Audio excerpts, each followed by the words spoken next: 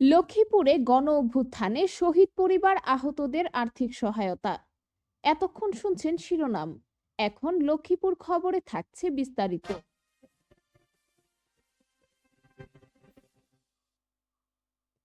লক্ষ্মীপুরে ছাত্র জনতার গণ অভ্যুত্থানে শহীদদের পরিবার ও আহতদেরকে আর্থিক সহায়তা দেওয়া হয়েছে।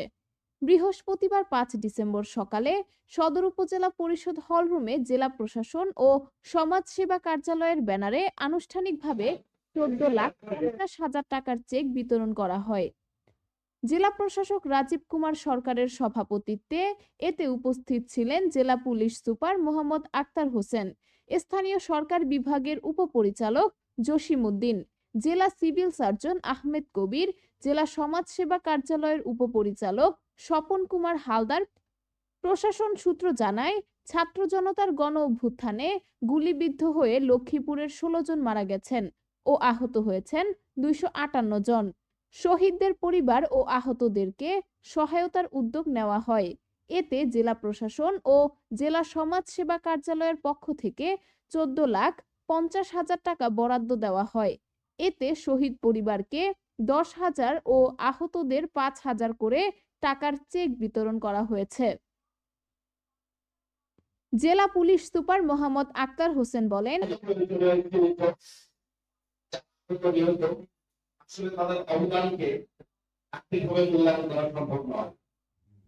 জেলা পুলিশ সুপার মোহাম্মদ আক্তার হোসেন বলেন, ৪ আগস্ট ছাত্র জনতার উপর হামলা ও গুলি বর্ষণকারীদের গ্রেফতারে পুলিশ কাজ করছে।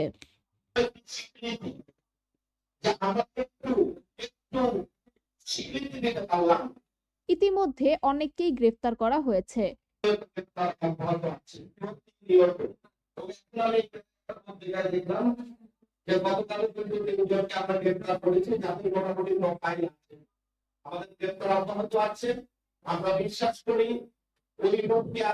যারা অবৈধ সম্পদের মালিক তাদের বিরুদ্ধে মানি লন্ডারিং আইনে ব্যবস্থা নেওয়া হবে।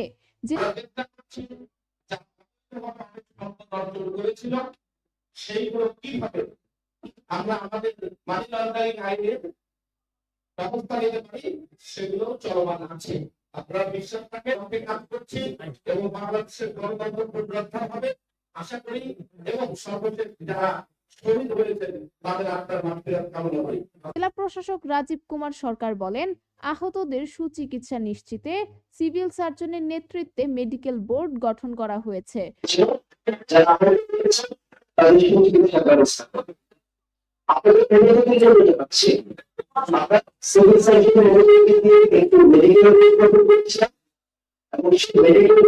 আমাদের এই ছেলে যারা আহত হয়েছেন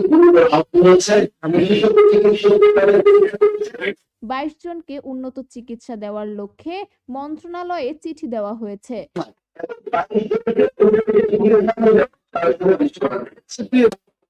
পাশাপাশি নিরাপত্তার একটি বিষয় ছিল, যারা আসামি যারা দায়ী তাদের গ্রেফতারের একটি জরুরি প্রসঙ্গ ছিল। আহত ও শহীদ পরিবারের নিরাপত্তা বিষয়ে ব্যবস্থা নিয়েছে পুলিশ। পাশাপাশি নিরাপত্তার একটি বিষয় ছিল, যারা আসামি যারা দায়ী তাদের গ্রেফতারের একটি জরুরি প্রসঙ্গ ছিল। এই বিষয়ে তার সঙ্গে